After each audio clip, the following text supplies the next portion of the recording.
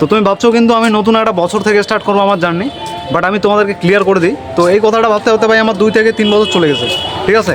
তো আমি ভাবছিলাম যে ভিডিও ক্রিয়েট করবো, জাস্ট একটা মাস চলে যাক, তারপর আমি ভিডিও ক্রিয়েট করা স্টার্ট করবো। তুমি যখন আজকে থেকে অ্যাকশন যদি না নাও তাহলে কিন্তু তোমার এরকমই থাকবে লাইফটা, ঠিক আছে। আজকে যেটা করতেছো 4-5 বছর 10 বছর চলে যাক, লাইফটা এরকমই থাকবে, কোনো চেঞ্জিং আসবে না তোমার লাইফে।